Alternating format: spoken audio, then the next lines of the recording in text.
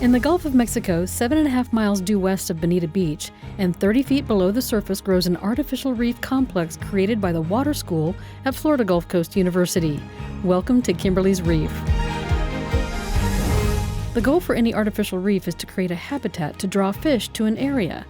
The design of Kimberly's Reef with its 18 cement culverts is meant to do just that, while also providing a host of opportunities for experimentation. One department at FGCU is experimenting with ways to make the installation appeal to a wide range of creatures by using ceramics and 3D art. The idea with this project is to enhance those culverts. So the cement is just a very flat, plain surface, but these organisms, typically will settle on the skeletons of past corals, and it's this huge organism, this ecosystem that grows on top of itself. So we are trying to mimic nature by creating these structures that will go on top of that and provide that complexity that will be attractive to a greater degree of biodiversity. And knowing clay the way I do, it was able to imagine all kinds of different ways that it could do that. So we got to thinking about, okay, we could make these things that will go on this exterior corner of that culvert. We can make these things that will go inside the upright culverts that will create ground structure. And then there's the very attractive top flat surface of the lying down culverts and where our taller, crazier sculptures could go. So the idea with this project was not to create some beautiful sculpture that was meant to be looked at, right? It's meant to help these organisms take hold and grow and flourish. Part of the initial scientific process was determining what material would be most durable when crafting structures for under the water. So we chose to use two different clay bodies. Earthenware, which is a lower temperature clay, it's quite hard, but still relatively porous and somewhat less durable as a result. The higher temperature clay is the stoneware, and that is fired up to the point where the clay body sort of fully glassifies. It has a glassy matrix. It's very hard. It's very durable. Scientists from the Water School asked Macy and Tricia to create tiles to see what life attaches to various surfaces. It's a way of understanding the potential for growth in any particular area.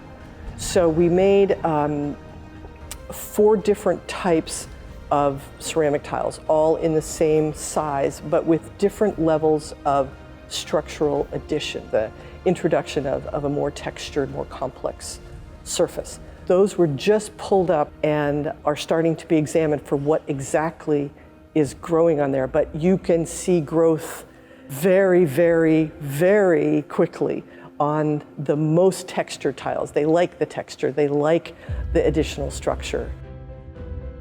The next step for the art team was extruding a variety of shapes, sizes, and textures out of clay. So we're starting out with the easiest things to install, these sort of multiple structures that we put together to go on the inside of the face-up culvert.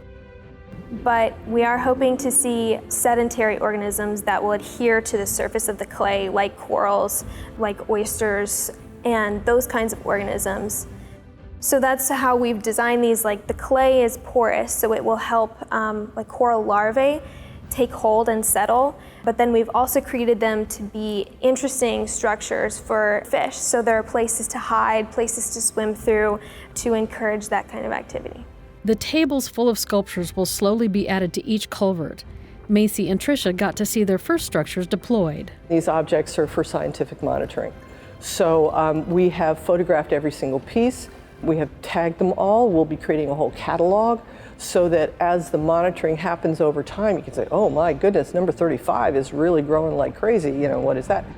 And hopefully, in a couple years, these structures will be completely covered over and we won't be able to see them at all.